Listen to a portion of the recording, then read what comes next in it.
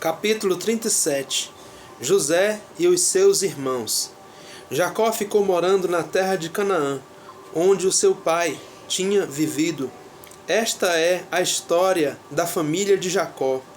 Quando Jacó era um jovem de 17 anos, cuidava das ovelhas e das cabras junto com os seus irmãos, os filhos de Bila e de Zilpa, que eram mulheres do seu pai.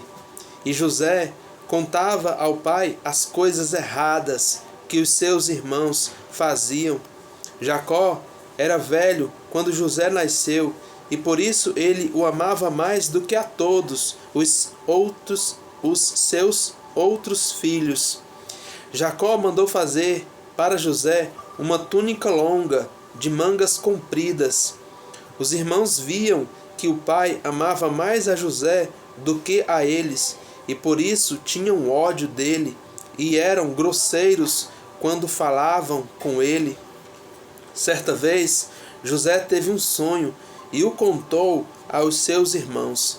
Aí é que ficaram com mais raiva dele, porque ele disse assim: "Escutem, que eu vou contar o sonho que tive. Sonhei que estávamos no campo amarrando feixes de trigo. De repente, o meu feixe ficou de pé, e os feixes de vocês se colocaram em volta do meu e se curvavam diante dele." Então os irmãos perguntaram: "Quer dizer que você vai ser nosso rei e que vai mandar em nós?" E ficaram com mais ódio dele ainda, por causa dos seus sonhos e do jeito que ele os contava. Depois José sonhou outra vez e contou também esse sonho aos seus irmãos. Ele disse assim: "Eu tive outro sonho.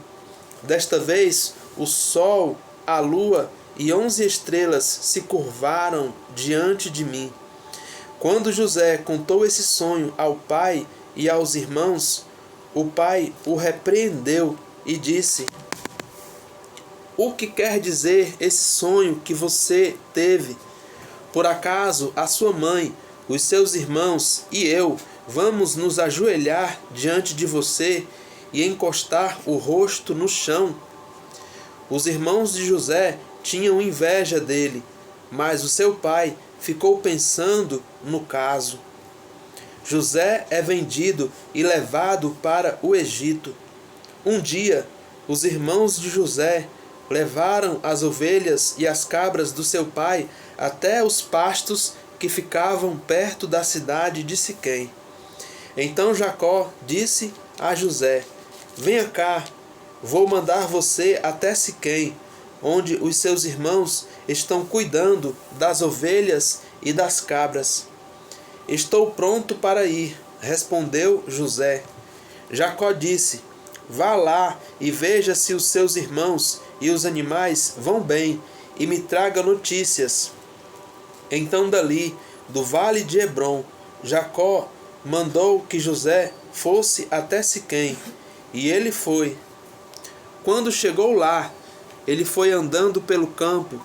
Aí um homem o viu e perguntou: "O que você está procurando?" "Estou procurando os meus irmãos", respondeu José. "Eles estão por aí, em algum pasto, cuidando das ovelhas e das cabras. O senhor sabe aonde foram?" O homem respondeu: "Eles já foram embora daqui. Eu ouvi quando disseram que iam para Dotã." Aí José foi procurar os seus irmãos e os achou em Dotã. Eles viram José de longe e, antes que chegasse perto, começaram a fazer planos para matá-lo. Eles disseram: "Lá vem o sonhador. Venham, vamos matá-lo agora. Depois jogaremos o corpo num poço seco e diremos que um animal selvagem o devorou. Assim veremos no que vão dar os sonhos dele." Quando Rúben ouviu isso, quis salvá-lo dos seus irmãos e disse: "Não vamos matá-lo. Não derramem sangue. vocês podem jogá-lo neste poço, aqui no deserto, mas não o machuquem. Rúben disse isso porque planejava salvá-lo dos irmãos e mandá-lo de volta ao pai. Quando José chegou ao lugar onde os seus irmãos estavam, eles arrancaram dele a túnica longa, de mangas compridas, que ele estava vestindo. Depois o pegaram e o jogaram no poço, que estava vazio e seco, e sentaram-se para comer. De repente, viram que ia passando uma caravana de ismaelitas que vinha de Gileade e ia para o Egito. Os seus camelos estavam carregados de perfumes e de especiarias. Aí Judá disse aos irmãos: o que vamos ganhar se matarmos o nosso irmão e depois escondermos a sua morte? Em vez de o matarmos, vamos vendê-lo a esses ismaelitas. Afinal de contas, ele é nosso irmão, é do nosso sangue. Os irmãos concordaram. Quando alguns negociantes midianitas passaram por ali, os irmãos de José o tiraram do poço e o venderam aos ismaelitas por 20 barras de prata. E os ismaelitas levaram José para o Egito. Quando Rúben voltou ao poço e viu que José não estava lá dentro, rasgou as suas roupas em sinal de tristeza. Ele voltou para o lugar onde os seus irmãos estavam e disse: o rapaz não está mais lá. E agora, o que é que eu vou fazer? Então os irmãos mataram um cabrito e com o sangue mancharam a túnica de José. Depois levaram a túnica ao pai e disseram: achamos isso aí. Será que é a túnica do seu filho? Jacó a reconheceu e disse: sim, é a túnica do meu filho. Certamente algum animal selvagem o despedaçou e devorou. Então, em sinal de tristeza, Jacó rasgou as suas roupas e vestiu roupa de luto. E durante muito tempo ficou de luto pelo seu filho. Todos os seus filhos e filhas tentaram consolá-lo, mas ele não quis ser consolado e disse: vou ficar de luto por meu filho até que vá me encontrar com ele no mundo dos mortos. E continuou de luto por seu filho José. Enquanto isso, os midianitas venderam José a Potifar, oficial e capitão da guarda do rei do Egito. Capítulo 38. Judá e Tamar. Por esse tempo, Judá se separou dos seus irmãos e foi morar na casa de um homem chamado Ira, que era da cidade de Adulã. Ali Judá ficou conhecendo a filha de um cananeu chamado Sua. Judá casou com ela, e ela lhe deu um filho a quem ele chamou de Er. Ela ficou grávida outra vez e teve outro filho, a quem ela deu o nome de Onã. Depois ela teve mais um filho, em quem ela pôs o nome de Selá. Judá estava em Quezibe quando esse menino nasceu. Judá casou o seu filho mais velho, com uma mulher chamada Tamar. O Senhor Deus não gostava da vida perversa que levava, e por isso o matou. Então Judá disse a Onã: vá e tenha relações com a viúva do seu irmão. Assim você cumprirá o seu dever de cunhado para que o seu irmão tenha descendentes por meio de você. Ora, Onã sabia que o filho que nascesse não seria considerado como seu. Por isso, Cada vez que tinha relações com a viúva do seu irmão, ele deixava que o esperma caísse no chão para que o seu irmão não tivesse descendentes por meio dele. O Senhor ficou desgostoso com o que Onã estava fazendo e o matou também. Então Judá disse a Tamar, a sua nora: volte para a casa do seu pai e continue viúva até que o meu filho Selá fique adulto. Ele disse isso porque tinha medo que Selá fosse morto, como havia acontecido com os seus irmãos. Assim Tamar foi morar na casa do pai dela. Passado algum tempo, a mulher de Judá morreu. Quando acabou o luto, Judá foi até Timnate, onde estavam cortando a lã das suas ovelhas, e o seu amigo Ira de Adulã foi com ele. Alguém contou a Tamar que o seu sogro ia a Timnate a fim de cortar a lã das suas ovelhas. Então ela trocou de roupa, deixando de lado as suas roupas de viúva, cobriu o rosto com um véu e se disfarçou. Em seguida foi e se sentou perto da entrada da cidade de Enaim, que fica no caminho para Timnate.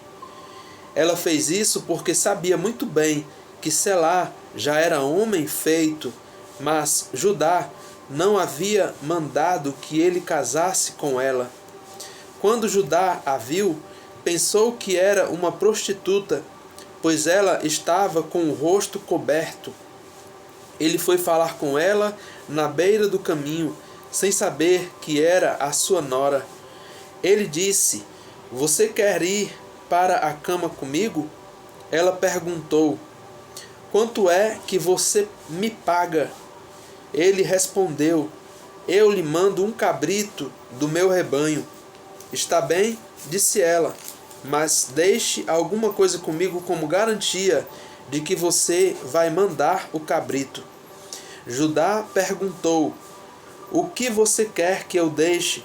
Ela respondeu: o seu sinete com o cordão e também o bastão que você tem na mão. Então Judá entregou os objetos. Ele teve relações com ela e ela ficou grávida. Tamar voltou para casa, tirou o véu e vestiu as suas roupas de viúva. Mais tarde, Judá mandou o seu amigo Ira levar o cabrito e trazer de volta os objetos que havia deixado com ela. Mas Ira não a encontrou. Ele perguntou aos homens de Enaim se sabiam onde estava a prostituta que costumava ficar na beira da estrada. Aqui não esteve nenhuma prostituta, foi a resposta deles. Ira voltou e disse a Judá: não encontrei a mulher. E os homens do lugar disseram que ali nunca havia estado nenhuma prostituta. Então Judá disse: pois ela que fique com as minhas coisas, assim ninguém vai zombar de nós. Eu mandei o cabrito, mas você não encontrou a mulher. Passados uns 3 meses, foram dizer a Judá: a sua nora agiu como prostituta e agora está grávida. Aí Judá disse: tragam essa mulher para fora a fim de ser queimada. Quando a estavam tirando da sua casa, ela mandou dizer ao seu sogro: quem me engravidou foi o dono destas coisas. Examine e veja de quem são o sinete com o cordão e o bastão. Judá reconheceu as coisas e disse: ela tem mais razão do que eu, pois prometi casá-la com o meu filho Selá, mas não cumpri a promessa, e nunca mais teve relações com ela. Na hora de Tamar dar à luz, descobriram que ia ter gêmeos. Quando ela estava no trabalho de parto, um dos gêmeos pôs uma mão ou uma das mãos para fora. A parteira pegou uma fita vermelha e amarrou na mão dele, e disse: Este saiu primeiro. Mas ele puxou a mão, e o irmão gêmeo nasceu primeiro. Então a parteira disse: Como você abriu caminho? E puseram nele o nome de Pérez.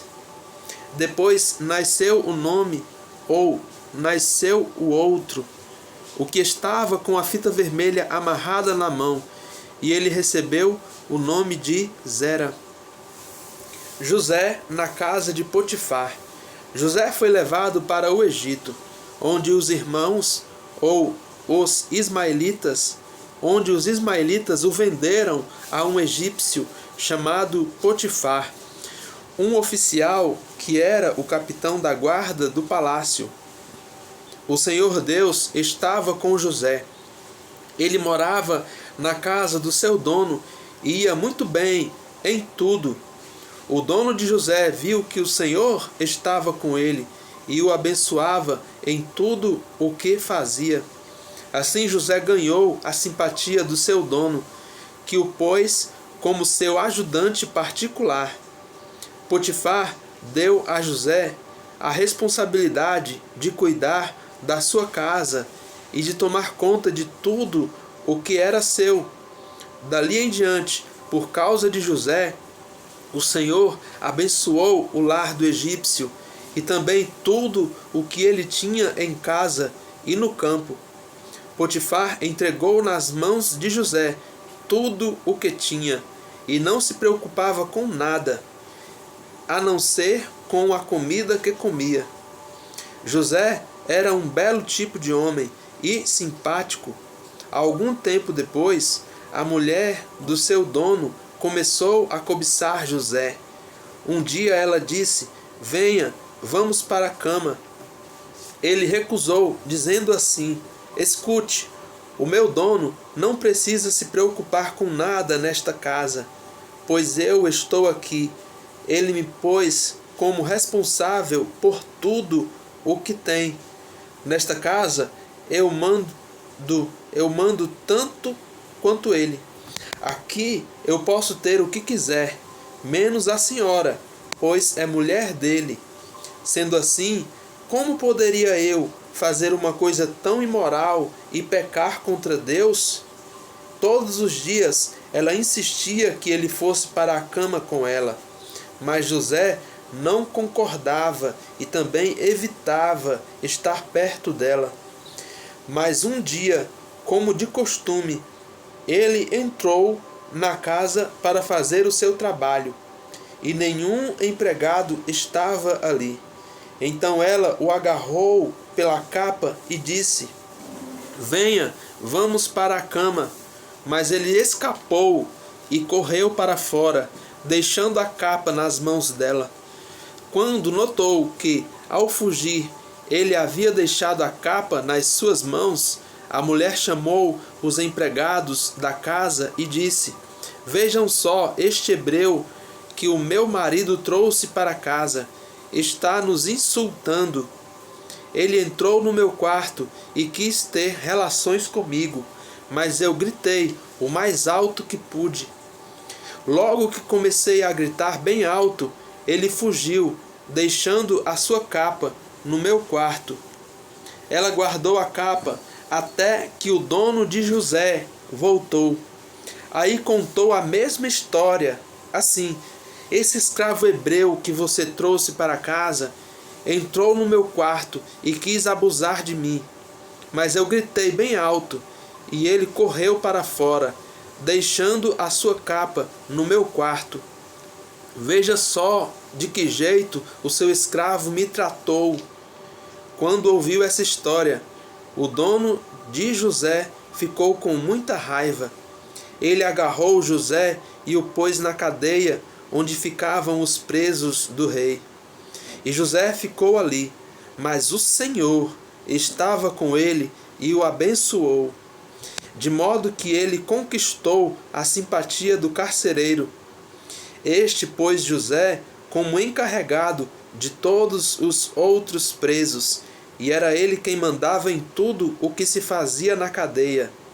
O carcereiro não se preocupava com nada do que estava entregue a José, pois o Senhor estava com ele e o abençoava em tudo o que fazia.